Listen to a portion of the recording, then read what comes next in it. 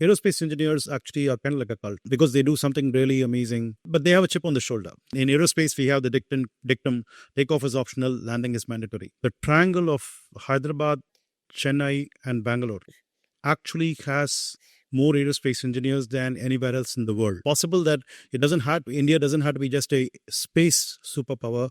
We could actually be completely an aerospace superpower. We need to essentially make aerospace so commonplace that every other person should actually say, yes, I'm just an aerospace engineer.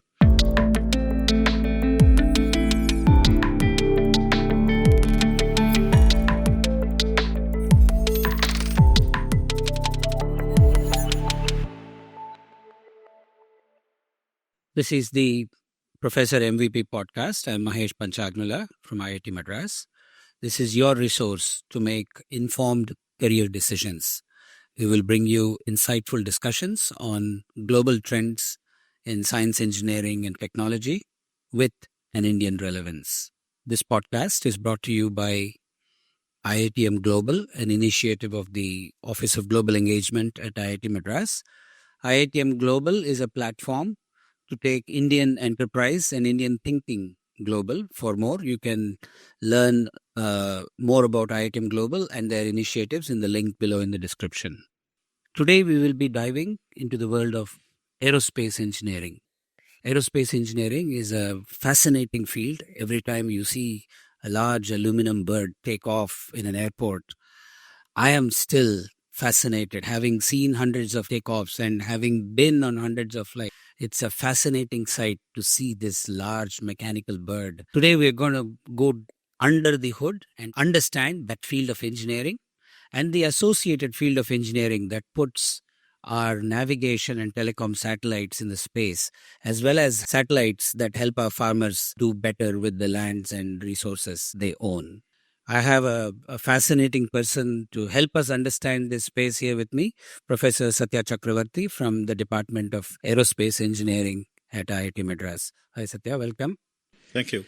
Aerospace engineering is a field as it's just turning 100 years old. Orville and Wilbur Wright flew their 22nd flight in the early 1900s. So we're about 120 odd years since the very first mechanical bird really took off.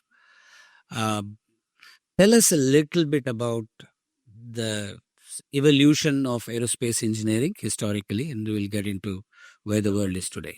Well, I think if you went back prior to 1903, there were several attempts at flying birds. And first of all, I think aerospace engineering is not just about planes. So there are a bunch of things that we have to look at. One is planes. The other one is engines that actually happen a little later. Rockets have actually been around for about 1,000 years plus. That's why I want to dial back. And then, of course, we have satellites. We could have other kinds of heavier than air aircraft called helicopters. Now we have drones. We have a new breed of aircraft called eVTOLs. That could be hypersonic, let's say a runway to an orbit kind of thing that transcends air and goes to space. There are lots of such kinds of different vehicles and craft that all form aerospace. But if you want to actually look at modern aerospace, there are times like from the days of Leonard Euler, where there have been attempts to develop heavier than air aircraft. So the phrase heavier than air is something that keeps coming up in this parlance because balloons, for example, hot air balloons, blimps, all of them also actually count for aerospace. And they are what we call as a lighter than air category. There is a lot of science that has happened before Wilbur and Orville Wright. There were quite a few attempts that happened, and subsequently the Wright brothers cracked it. But alongside Wright brothers, there were quite a few others who were just about successful within a few years across the Atlantic. On the European side, there are people who talk about Indians who have also been doing that around that time. But all of these were actually with piston engines. But the next big effort was actually to get jet engines. Around the same time, missiles were actually being developed. The vengeance weapon, the V2 bomber, during the Second World War was actually a turning point, which was the one that actually got ICBMs happen. And one of those ICBMs was tipped spaceward in 1958 to put Sputnik and then the space age was dawned. And so, effectively, even today, most of our rockets are actually have their pedigree from missiles, and in that sense, they are not really the best aerospace vehicles, so to speak. We can talk about that a little later. But then we have the rocket age that happened. Then came the satellites. Alongside, we actually had the helicopters. And today we are talking about having hypersonic vehicle that will take you from, let's say, Chennai to San Francisco in 4 hours. Those kinds of things, right? So, yeah. Wonderful. Tell us, let's start with your own journey as an aerospace and aeronautical engineer. Tell us a little bit about how you got into this discipline and your own development. Yeah, I think I got into this discipline by sheer chance. I mean, I got like a rank like 835 out of about 2000 plus in the JEE back in 1987. And I had a bunch of disciplines and campuses kind of combinations as choices. And I think at 835, I could have got something else. But of course, my parents wanted me to be in Chennai. That was a big consideration. And aerospace was attractive to me within the choices that were available. I think back then, we could clearly say that the peninsular India was actually more of a aerospace haven for what was actually called the strategic depth. I didn't understand all those things back then, but there was a lot of aerospace that was happening around in the neighborhood. Right, so there is like Bangalore had the HAL and the NALs of the world. We had Sriharikota in our backyard. There is Trivandrum's Tumba. There is a buzz around in this part of the world about aerospace, so I kind of jumped into it. But subsequently, I went to Georgia Tech to do my master's and PhD in solid rocket combustion. And then was a postdoc for a couple of years there and came back to teach at IIT Madras since 1997. And you've been in this world of propulsion practically all of your last. Yes, that's a good question to ask because I think what matters is, okay, what do you do after you become a faculty? And that's important because we have had the opportunity to work closely with the industry on propulsion. So it used to be ISRO and DRDO to begin with, but subsequently we have also actually had worked with GE Aviation quite a bit on jet engines. And I had the opportunity to actually be in the forefront of setting up the National Center for Combustion R&D, which kind of expanded our industry outreach to not just combustion in aerospace, but also in automotive sector, power sector, and so on. That allowed me to work with a lot of other industries, get faculty colleagues to cross-pollinate ideas across these industries and stuff. And more recently, I've actually been involved in quite a few aerospace startups as well. Wonderful. We'll get to that certainly before this talk is done. Let's start with the first question that's on every student's mind. In 1987, when you got into aerospace engineering, there were no resources to learn what could an aerospace engineering, what do you end up learning, and what does the career look like? So tell us a little bit about what's under the hood in a BE or a BTech aerospace engineering. What does a student learn? First of all, you will probably find that some colleges actually offer something called aeronautical engineering versus some colleges that offer something called aerospace engineering. In fact, when I joined in 1987, IIT Madras was actually offering aeronautical engineering, but within about one semester, they had changed their name to aerospace. And there are colleges that have actually done that transformation as well. Aeronautical actually refers to what happens within the atmosphere. As I famously say in my classes, it could be any atmosphere, it could be Martian atmosphere as well. All right. So going into the future, and you would be what I would call as a terrestrial aerospace engineer. Right. But spacefaring is actually outside the atmosphere. So, or you have to transcend the atmosphere. So that's when you actually are kind of including aerospace as well. So largely we go through fluid mechanics, strength of materials are like very basic courses. Then we actually go through aerodynamics, structures, propulsion. Tell us also, why does one need to learn fluid mechanics and strength of materials? What aspect of aerospace or aeronautical I engineering? think fluid mechanics and strength of materials are actually much more basic than anything to do with aerospace engineering as such.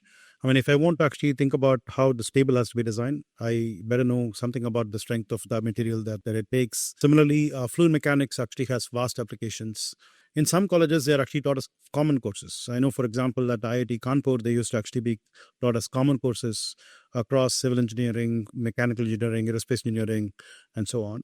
Whereas I think in IIT Madras, we used to actually do this separately and all that stuff.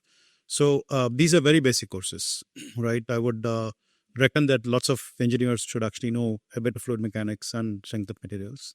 So they form the basis for aerodynamics and structures, for example. Then we actually get into the propulsion stream where we specifically talk about engines and rockets. And then there is flight mechanics that talks about how an aircraft would be stabilized, how it performs. And I think typically the curriculum uses an aircraft as a sort of like an alibi for any craft that would be up there in the air or outside. But the subject matter, The principles. yes, they can actually be applied to pretty much anything. For example, if you're actually looking at cars, right? So there is something called vehicle dynamics. So if you're actually looking at train wagons, again, there is something called vehicle dynamics. All of these things adopt like Sixth-Orff equations and so on. So all the way from something that is running on the ground as well to all the way to satellites, something like flight mechanics principles, flight dynamics principles will be applicable, and so on. So these are basically the broad core courses, right?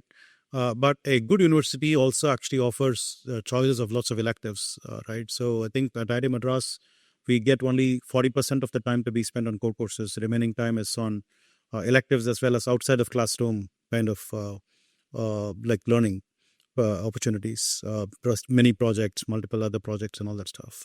So yeah, that's what forms aerospace engineering. Wonderful. So I think this seems to be a perfect discipline to learn the core elements of any sort of a machine that needs to move, design of a machine that needs to move. And as you said, the aircraft needs the full 6 degrees of freedom to be maneuvered. And so, if you know how to design an aircraft, you sort of know how to design a car, you know how to design a train or a plane or any other moving object. So in some sense, it's like if somebody ever told you mechanical engineering is the mother of aerospace engineering, I think I'm beginning to question that. Yeah, I think with aerospace, what I understood was that we had some of these vehicles right in front of us in our in our mind, right? So we're always thinking about like a plane or a rocket or a missile or a engine or a satellite that we could actually sort of map our minds to, right? Instead of, let's say, for example, you had a course on heat transfer, right? You wouldn't really know where this heat transfer is actually getting applied. And similarly, lots of such things, right? So manufacturing techniques. So unless you actually have some kind of like a North Star, for a young mind, it's a bit difficult to kind of wrap their heads around why they're learning what they're learning, right? That's been actually something good about aerospace engineering when compared to many other fields that have grown the way they have grown, because they have like multifarious applications, and they obviously have to synthesize all of that stuff into package them into courses that then suddenly become abstract. Right, so yeah. Sure. So let's switch gears. India is clearly a space superpower, and we've been at this for 40 years now. Give us a short account of India's own space journey and specifically the role of aeronautical and aerospace engineering as a discipline in India that has gotten us to where we are. Yeah, I think India's space journey is actually very fascinating from where it started to where it is today. I think a lot of people actually point out that we actually started in a church, and that was an auspicious beginning. And I think what basically happened is in 1963, there was a predecessor to what is today called ISRO that was established, which was something called Indian Committee for Space Research. It was more like a committee, as you can see, right? And then they selected about 6 people to go to the US and pick up something about rocketry and come back. And so they had the opportunity to come back with some sounding rockets. And then they started practicing launching sounding rockets out of Tumba, through which the magnetic equator passes. And so they had a purpose to do those sounding rockets instead of just looking at it as a play field for learning rocketry. That's actually been India's raison d'etre, as they say, that you always have to do, even if you're actually doing something of a learning, you have to do this with a purpose. because particularly around those times, India was actually not necessarily the richest country in the world, and there had to be like a purpose to spend taxpayer money. So, doing research into the ionosphere, right above the magnetic equator, had some purpose, and the sounding rockets actually came in handy for that particular reason. But from then on, it's actually been a combination of prudent um, scouting for technology to be obtained from France or Russia or any of those quickly, to a huge amount of first principles applications to build rockets and spacecraft. And the motive has actually been more of self-reliance. And Vikram Sarabhai's very impactful words that we are not here to actually go to the moon or Mars and all of that stuff necessarily, but whatever actually works for India is what we want to do. So it's been more nation focused. We've always actually looked at a top down approach where what's a payload that will actually help a let's say a fisherman or a farmer or a healthcare or education, any of those kinds of things. So we've had these edusats, cartosats, and motionosats and all that stuff that have actually been developed from payloads all the way back to satellites. And from those satellites, we now try to classify this as either a IRS satellite or a communication satellite, like an INSAT. And then we had these two classes of satellites for which we developed PSLV and GSLV. And we got to the point where we have to be able to launch our own satellites to do what we want to do. So we then actually became big in launch vehicles. So today, with these launch vehicles, we can now go to the moon, we can go to Mars, and we can go probe the sun. All of these things are actually happening on the backbone of these launch vehicles that have actually been developed specifically for those purposes of Earth observation and communication.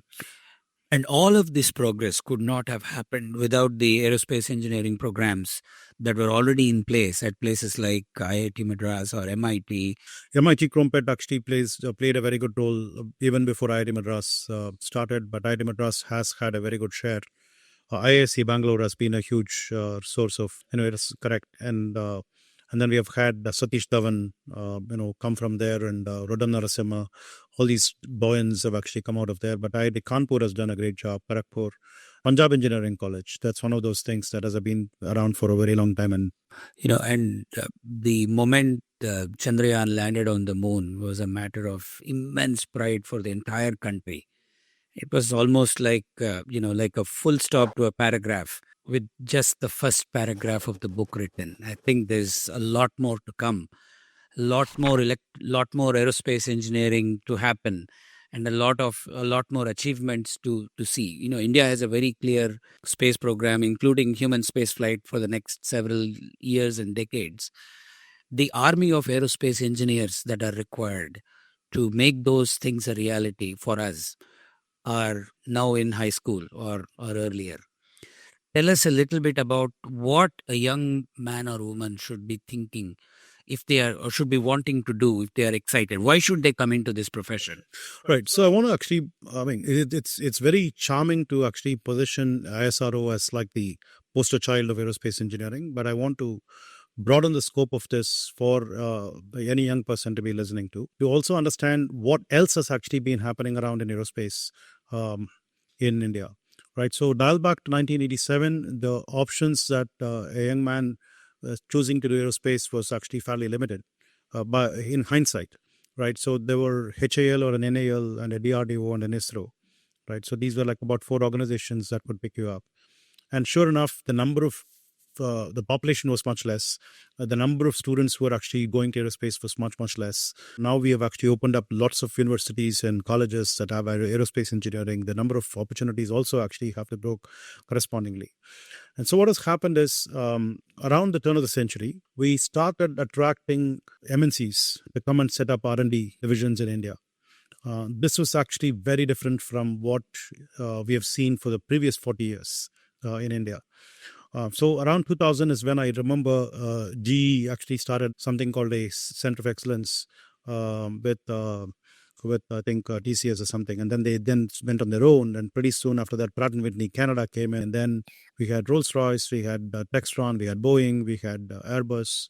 Pretty much everybody every big name in aerospace, if they did not have a R&D center in Bangalore, they would it's as if like they can shut down. So today, I think just about this last few days back, I was at an event when there is this founder of Akasa and the CEO, previously COO of Indigo, called Aditya Ghosh, who actually was on a panel discussion and mentioned this very interesting point, which is the triangle of Hyderabad, Chennai, and Bangalore actually has more aerospace engineers than anywhere else in the world. In the Wow. world. That is a phenomenal place to be for Yes, a country like us. correct. Right? That's And this is just the beginning. I'll tell you what it is, right? This is actually the 2000s. Oh, Yeah. I'm still in the 2000s. So the 2000s, that particular decade is what actually grew this to happen. The next decade actually saw a lot of global aerospace manufacturing come to India, right? And now it's not just a design. It's not just sitting in front of a computer and making designs, right? So keep in mind that aerospace is actually hugely a nationalistic endeavor, right? So when I was doing my PhD in the US, we used to actually talk about like the Russians doing this or the French doing this and the Americans doing this and so on. Sadly, actually, the Indians doing this was not part of the narrative at that time, right? But perhaps it is now. And I used to wonder, wait a minute, all these people are scientists, so why do you actually call them by the nationality, right? Why can't we just talk about their names, right? That's not the way it is. Aerospace is actually associated with national pride. There were a lot of these things that were actually a specific nation's preserve. And when they were actually getting unleashed through a wave of globalization, there were guards that were actually put on what could actually cross the shores and what technologies have to be kept close to your chest, all of that stuff. Export controls and all of that stuff, right? But those barriers have actually been broken. And because again, from first principles thinking, all right. So if you want to do something, you can actually figure it out yourself, sort of thing. Then the manufacturing wave has happened. So now India actually makes completely large full aircraft for people like Airbus, large parts of full aircraft for Boeing, or large parts of GE's engines and all of that stuff. I didn't know that. Yeah. I didn't know there was a thriving. This is the best kept secret about aerospace engineering in the whole world. India is as much an aircraft manufacturing nation today, yes, as any others. It is. See, you go to Hyderabad, you go to Gujarat, right? You will see large parts of or even full large aircraft actually being made out there. And then we have the 2020s, which is where we are, right? And this is actually the age of the aerospace startups. So there is like wave after wave after wave of aerospace engineering that's beginning to happen every decade on decade. And I don't know where it's going, right? I don't know. I can't tell like what will be the 2030s and so on. And it's possible that India doesn't have to be just a space superpower. We could actually be completely an aerospace superpower. If you think AI is moving too fast, of course, I'm talking of aerospace intelligence here. You should know exactly what we are talking about. We better all be ready for it. Let's talk a little bit about where the world is. What are some ideas? I mean, a jet engine is now 60 years old as a commercial this thing, and it still largely powers commercial aviation globally. What are some ideas that the global aerospace industry is talking of that could become a reality, a decade or less from now? And what are similar ideas that are brewing in the Indian context? I think in the aviation side of things, there is a palpable shift in two ways. I mean, both of them towards sustainability primarily. So sustainability in aviation is actually in three strands. One is electric, all electric. The second one is SAF, sustainable aviation fuel, which is a biologically derived hydrocarbon. And then we have hydrogen, right? And of course, you could actually have an electric and combustion put together as hybrids and so on. So this is definitely that's happening around the world, including India. And it's happening, particularly at the electric level, it's actually happening in small developments called eVTOLs. There are maybe a couple of options for doing large electric aircraft, but the ranges are like way too small. And you don't really have airports or airstrips that are close enough for it to become economically viable at the moment. But by the turn of the decade, that could actually happen. But at the same time, I think there is quite a bit of work being done by large companies on SAF-based jet fuel combustion and hydrogen. There is quite a bit of work on hydrogen that's happening. There is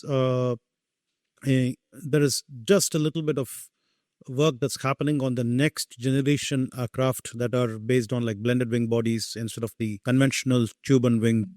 That's actually been the preserve since about 100 years now. Correct. Right. Yeah. So we're not really seeing much of a development outside of the jet engines, but just wait for me to come back to you 1 year from now with something new. Fantastic. We will have to redo this. So I think in India, some of those ideas are actively being pursued in dozens and dozens of very exciting startups.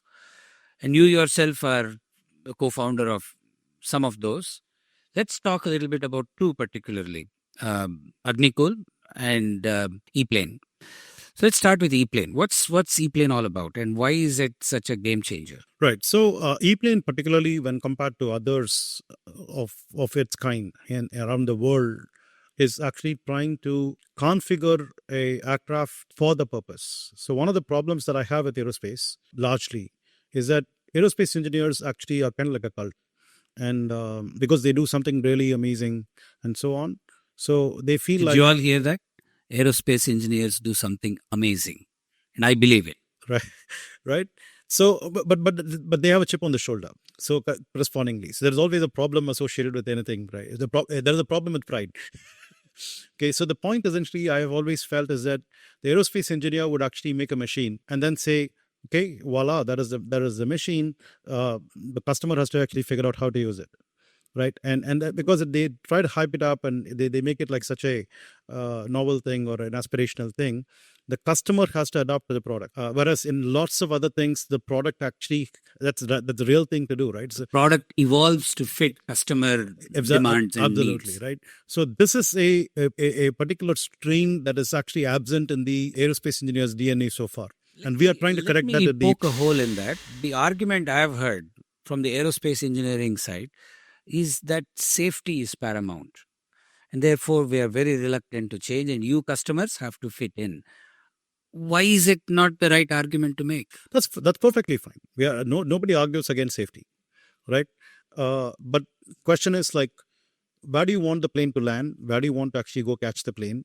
Right? How much time do you have to actually spend to get there? So if you now think about what's happening in the large aerospace segments, for example, Airbus A380 actually is the largest aircraft ever built, and it has had the shortest production run, unfortunately, which essentially means that people want more on-demand transportation, right? They are so there is so you now hear this word called mobility more often than transportation.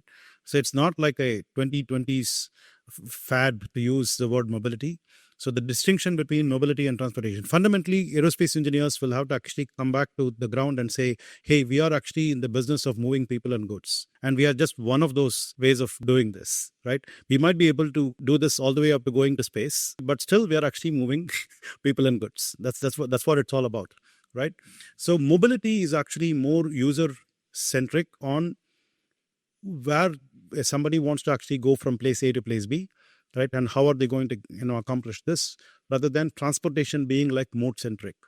So if you want to be part of the 21st century at ePlane, we actually think about whether can I land on your rooftop and pick you up from where you are and land where you want to go to, right? Instead of you having to go to an airport or what we now are beginning to call as a vertiport.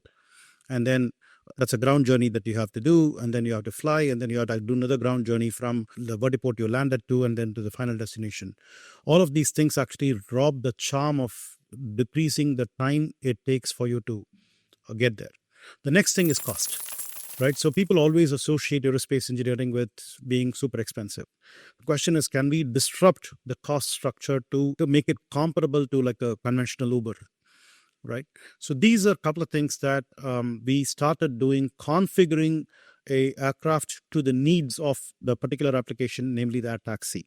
How can I actually do multiple short trips in a single charge with a very, very compact wingspan that can land anywhere, like a typical taxi? So today's planes are not typical taxis, and that's what we are trying to do at ePlane. So you've said this eVTOL many times. So explain what VTOL is and what is eVTOL. Correct. So VTOL essentially stands for vertical takeoff and landing. So a helicopter is, for example, a VTOL machine, right? It takes off vertically. But today's class of VTOLs are a hybrid between vertical takeoff and fixed wing. So the other jargon that we have is fixed wing versus rotary wing. Helicopters are rotary wing devices, whereas planes are fixed wing devices. So is there a way by which I can actually put a plane and a helicopter together? Is the point. But we have now moved away from the helicopter, which is typically a single rotor configuration, to a multi-rotor configuration, which we very commonly see in drones, and that allows us enough amount of redundancy and the safety that you are actually talking about in the configuration itself. So safety is not about going through security checks and wearing your seat belts. It's actually about whether the plane will make sure that it's up in the air all the time when you want it to be and land safely. So in aerospace, we have the dictum takeoff is optional, landing is mandatory. So you want to make sure that you land once you take off. That means that the aircraft has to actually be safe by itself. That's where a multicopter allows you to do so. But now we want to actually get a longer distance, better mileage for the batteries that you spend. You actually have to make it electric to be sustainable as well as cost effective. And that's the E part of eVTOL. That's the E part of the eVTOL. So all put together, we now have a new breed of aircraft called eVTOLs that are a blend between fixed wing and multicopter powered by electric batteries. So let's talk about your Agnikul. Yep. Agnikul is in not passenger transport yet, but is in a very exciting space. Literally. Quite literally. Yes. Let's talk about Agnikul. Where did the idea start and where is it now? Yeah. So just like how I said, large aircraft are actually giving way to smaller aircraft, and we need to actually make things more compact. The same kind of thing is also happening in the space sector, where electronics is becoming smaller, miniaturized. Cameras are becoming extremely small. So satellites are actually shrinking in size and weight. It's now possible for you to actually order a satellite kit from Amazon to actually put together a satellite, like a frame, and the what they call as they measure it in something called U's. So many U's of satellite and stuff. These are CubeSats, and practically you can put a satellite together within about 6 months with all of that stuff. But how do you launch it? How do you go to space with it? So today's rockets that actually take you to space are all from the older generation, which is the very large way of doing it. And so they typically have like one large customer, which is a satellite that's about 1,000 plus kgs. And lots of these small satellites that could be less than 100 kgs, 50 kgs. Some of them are nano satellites or pico satellites that are only like a few kgs or even some grams kind of. With very niche functionality built into them. So, and these are actually coming out of startups and small companies that have very specific needs to fulfill. So they have their own financial ecosystem that caters to them. Right now, they're compelled to do a ride share for which they have to wait in line for about 2 to 3 years. So it just doesn't make sense to make a satellite in 6 months and then wait for 2 years. And then during the wait time, you actually are incurring overheads. And that has become making small satellites financially unviable. So we are essentially trying to unlock that particular, pathway for small satellites, and thereby, in some sense, democratize space access to lots of players. Uberize space access. Uberize. So you effectively, go into an app and you ask for time on a rocket. Yeah. And In fact, there. Agnikul's website exactly does that. So if you go to Agnikul's website, they will ask you to actually configure your the rocket to suit your spacecraft. Again, the customer orientation is coming up now with the startups. Fantastic. Thinking that it was completely alien to aerospace engineering for 100 years now. Fantastic. So what's the technology? What's under the hood? Well, that's interesting. So the way we wanted to actually do this is just very similar to ePlane, where it has to actually come and pick you up where you are. So the tagline for Agnikul is launch anywhere, anytime, affordably. And that means that whenever you have your satellite ready and come to me, I will have to actually make a rocket that is customized for you and launch it within the next 15 days. This, and for this, we actually make a completely 3D printed engine. And this engine is actually much more difficult to do otherwise. If you were to do a conventional manufacturing, you could actually get an engine up in 15 days, all right, but it would mean that you have a production line of bunch of engines that are there, and you're kind of pulling them out of the production line every 15 days, sort of thing. But each of those engines will take about 3 months to make. And that means that you have to have inventory for that purpose, and you have to have orders for it and all those things. Whereas here is actually more like a custom launch. And that is possible with making an engine in just about 3 days. Completely out of 3D printing. And then we, of course, have to assemble it with tanks and all of that stuff, which is what takes the remaining of the 15 days to go to the launch pad. So the whole effort, which would have taken months on end, is now down to days, if not weeks. And the access itself, as you said, is far more democratic. You could, anybody could launch a satellite that, with some niche functionality that they desire. What's the primary business driver for something like this? I mean, it's clearly, I can't see people wanting to launch their own satellites in the thousands as individuals or companies. Or do you see that? Do you see companies wanting to own their own satellites? Yes, there are at least about 1,200 small satellite companies in the world. No, a company that wants to own its own satellite No, configuration. typically it will be satellite services. So, in fact, the services business actually has more money. So, if you think about it, the satellite makers want to offer the satellite as a service. The launch vehicle makers want to offer the launch vehicle as a service. All right, and very similarly, that taxi is actually a service for ePlane. So, the repeated use of the same hardware is actually where the money is for many of these companies. But there is a huge clientele for the satellite services. That's essentially what this entire industry is counting on. And it's far more efficient utilization of the capital expenditure Indeed, as well. indeed.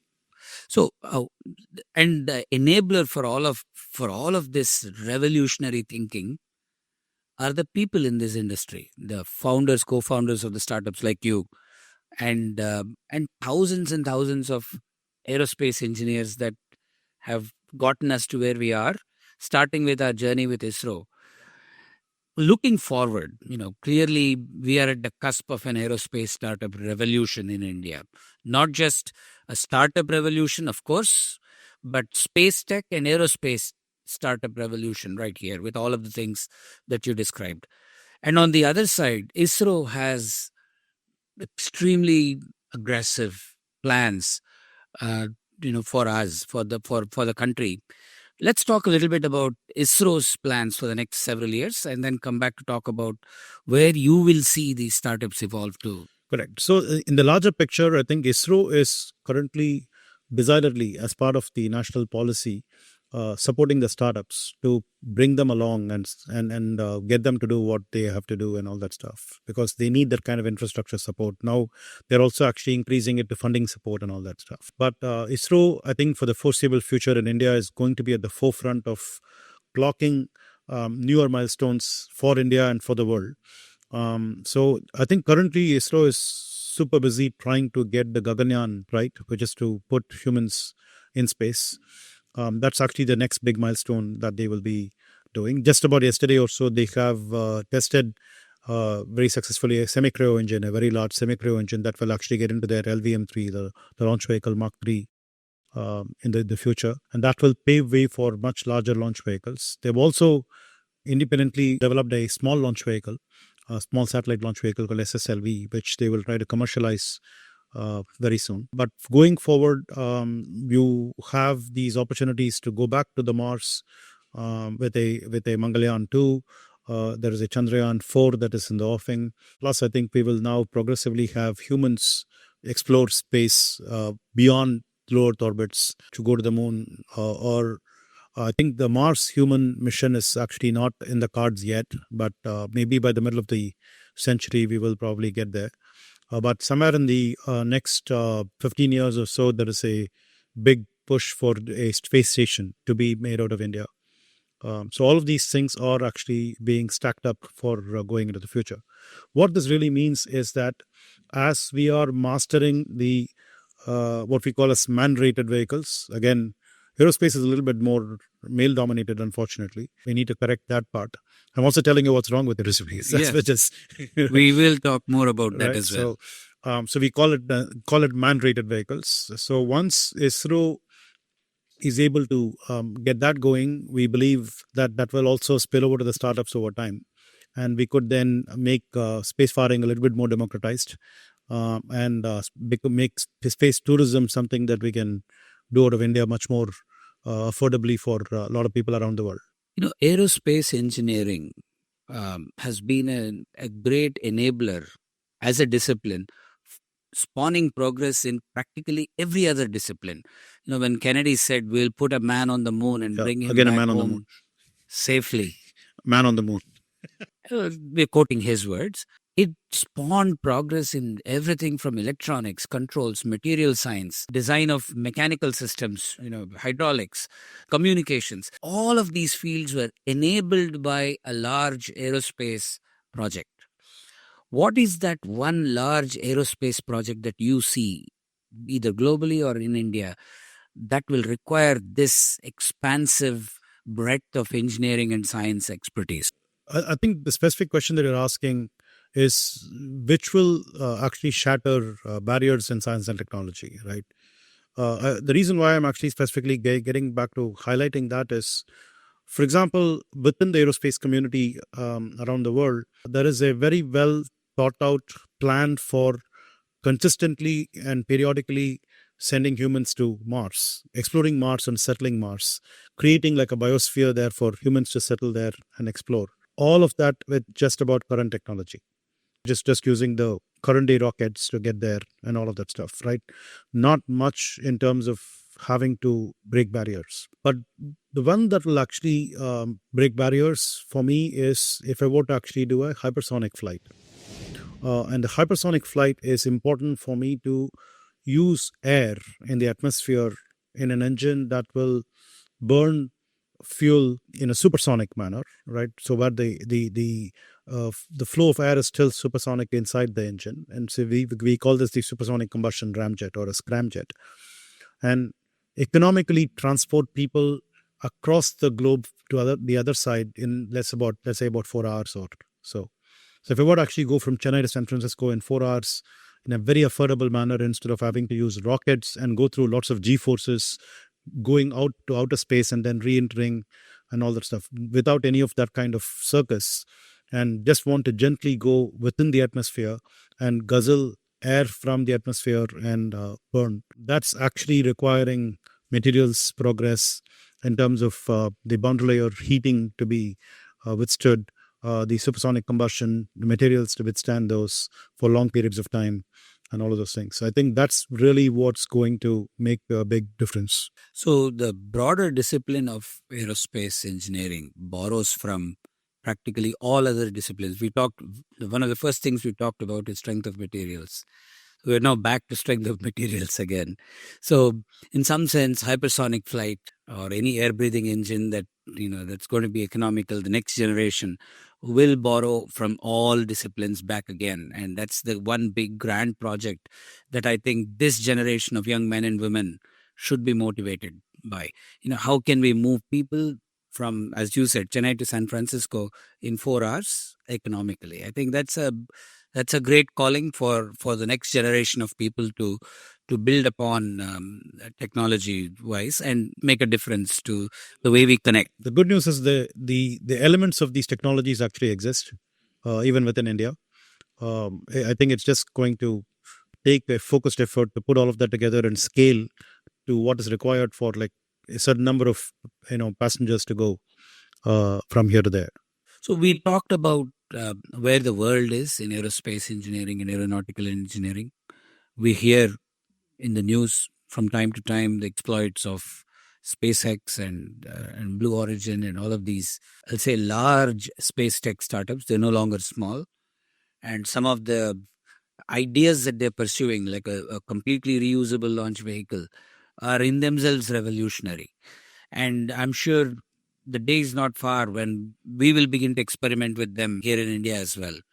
So let's come back and talk about the people aspect of this. What are sort of some projections of the number of aerospace engineers that would be needed to drive this whole industry forward? Let's understand some context to some numbers as they stand today.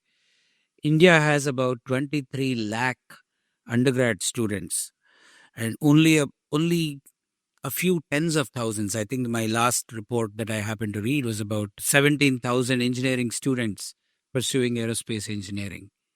Clearly not enough sort of for the grandiosity of the ideas that we're talking about. What do you see as the demand for people in this space? Yeah. So aerospace engineering has always so far been like a niche thing, right? So we are, for example, saying these are grandiose and or grand, like very very large projects. These are not exactly sustainable, right? What will make aerospace engineering more demanding is if it's possible for us to disrupt aerospace engineering and bring it down to the access of a common human being. So, which means that flying should actually become a lot more ubiquitous. When we step out of our homes, we should actually be flying.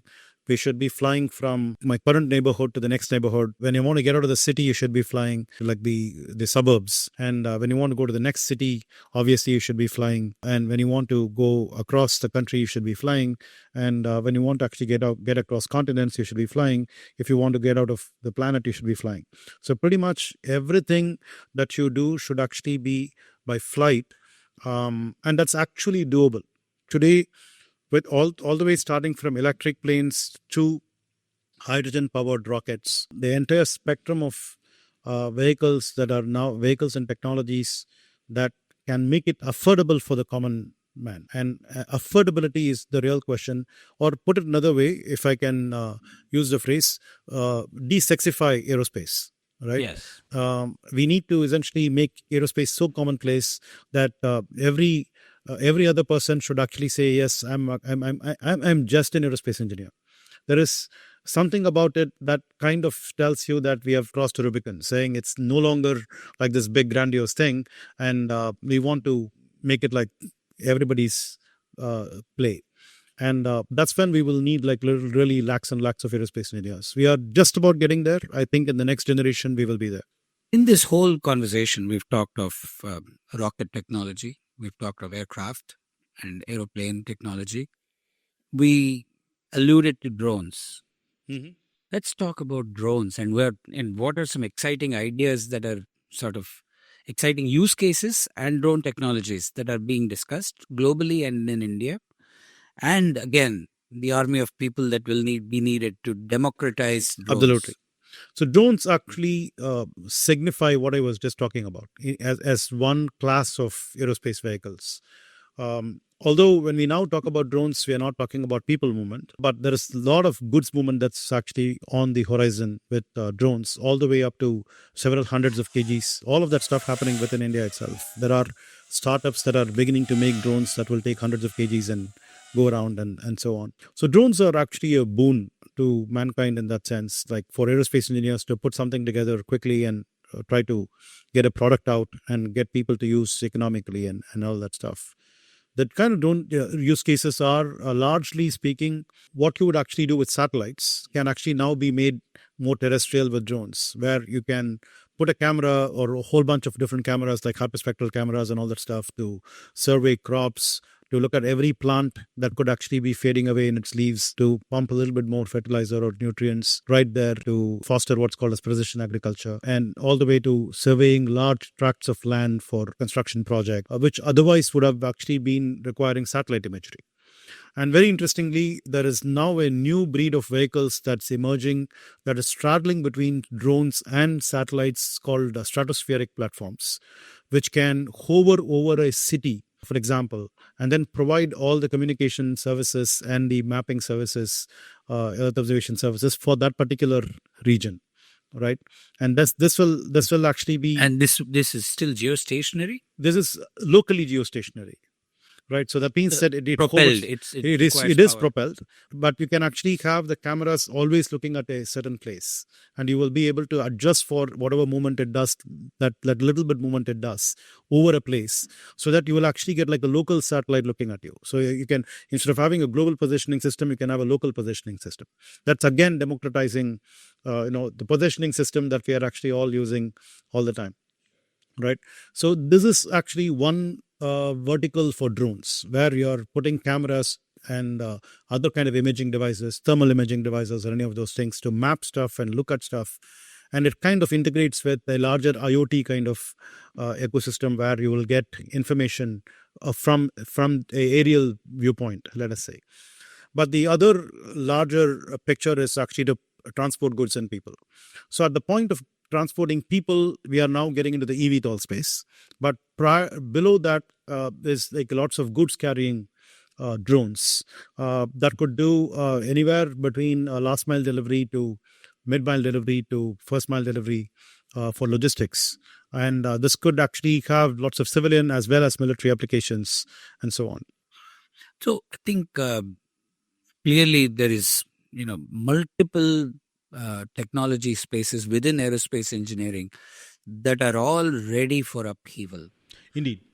And this is all there, as you said, to really democratize mobility into a completely different dimension, the vertical dimension. Um, are we ready as India with the army of people that we'll need? Do we need more colleges starting aerospace programs, or do you feel like there is also a need to tweak the curriculum a little bit to become more contemporary? Or what has your own department done in that direction? Couple of things. One is, if you look at a typical aerospace organization, and I think you have alluded to this very much in some of the things that you asked. Aerospace actually brings in other people like electronics, electrical, mechanical, and sometimes chemical. And there is quite a bit of civil engineering in constructing airports and vertiports. That will be the new thing with eVTOLs. So there is a lot of other engineering disciplines that are required to complete an aerospace project anyway. So the real aerospace engineer is at the core of the whole thing, who is configuring the vehicle. And that is done by a fewer set of people when compared to the larger ecosystem that's required anyway. So aerospace engineers should always actually be in conversation with lots of other engineering disciplines for getting their job done. So in that regard, the best way to actually develop a curriculum like what we do at IIT Madras is to keep the number of core courses limited to what is the bare minimum, and let the students choose what they want to learn in order to pursue their interests. And I think at the institute level, we have only about a 40% requirement on core courses. The remaining 60% of the time is on not only electives but also in outside the classroom learning, in terms of like mini projects and undergraduate research, that credits that we can clock from the CFI or any such work, and then of course the major project itself and all those things. I think that's the right way to do. Today, we can't anymore prescribe that an aerospace engineer should only design a plane, for example, right? So there are a whole bunch of other things that an aerospace engineer can do. And so we have to actually impart the basics, starting from the fluid mechanics and strength of materials, all the way to aerodynamic structures, propulsion, flight mechanics, and controls, right? And then let them figure out what they want to do. Clearly, the demand for aerospace engineers over the next 10, 20, 30 years is going to outpace supply. From all of the, if even a fraction of the ideas you've alluded to are to become a reality, which also means that there are careers, good careers, waiting for aerospace engineers, but ones that have developed niche expertise and a broad horizon. Yeah, Because as you said, you require knowledge of multiple disciplines, but expertise in one deep aerospace true. engineering discipline. And curricula that allow students to choose their own depth pathway and allowing them to grow in that direction will really flourish in the next, 10, 20, 30 years of their career. And we would love to see more young men and women come into this discipline. The Chandrayaan moment has been a turning point in the way we perceive space exploration. Or the common man has perceived space exploration. We've seen similar moments when, let's say, as you said, it's not far when a common man will see a package delivered by a drone, Yeah. and that will again bring aerospace quite literally to their doorstep. When these happen, we all, everybody will now begin to talk of aerospace engineering, as something that all of us should be part of, and we're not very far away from that day. What sort of traits should a young man, woman, or the well wishers around that person, parents, and close people look for? What sort of people? What does an aerospace engineer need to start with to become a successful aerospace engineer in them? So, if I'm a young man or woman, I'm undecided. What should I want in me for me to become a Yeah. good person? So long back when I actually got into undergrad at aerospace engineering, within about a couple of years of getting into it and starting to think about all these different vehicles that we were discussing in the classroom and so on, I realized one thing: aerospace engineering is actually a cult. It's actually a cult of people who want to defy what other people think is impossible. So you don't have to actually learn aerodynamic structures and propulsion to be an aerospace engineer. If you have this cult like thinking that I want to do something that other people think is impossible, you're an aerospace engineer by heart. And from there actually learns the desire, okay, maybe I need to learn a little bit of aerodynamics or structures, a thing or two about making that happen. I think that's a great way to define the whole field. In pedagogy, there's a technique called problem-based learning. So you first define the problem. How do I put a 20 kg object, on a person's doorstep, and then work backwards with what else? What are all the things I need to learn? I think aerospace engineering is a perfect case for problem-based learning, and students are very good at it. We are very good at going after a problem and working backwards through the learning material to get to a solution. Fantastic. This has been a wonderful conversation, Satya. I think we've covered many topics. I want to close with two questions. How far are we in India before we make an Indian commercial aircraft, Indian made commercial aircraft? Not very far, I would believe. Could be about 5 years to 10 years. Yeah. That would be another turning point for aerospace engineering. How far are we before India becomes a fully reliant defense superpower? Yes, that is. So if you're actually going to be dependent on jet engines, I think it's still again about 10 years away to 15 years away. Yeah, that's around that time. But I think all of these things will happen within this next generation. Yeah. And all of this, the next generation of people are the people watching this podcast, making up their minds. This is the moment for all of you to grab. Thank you very much, Satya. It's been a wonderful conversation. And I hope the people listening to this were able to get what they need to get to make their choices. And aerospace engineering is one that is undergoing a heave of change and right before our eyes. And I think it's a great space, quite literally, for a young man or woman to step in and make a career, build a comfortable life, and make a mark.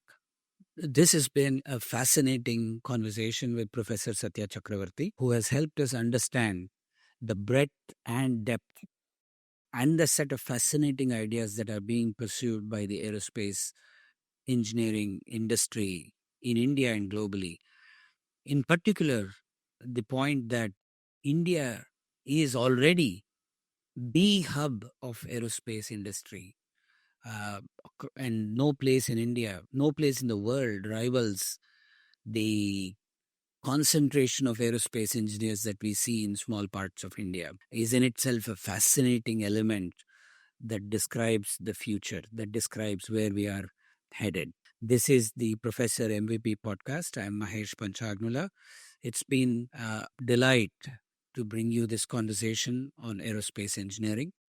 This conversation would not have been possible but for the support of a large number of well wishers.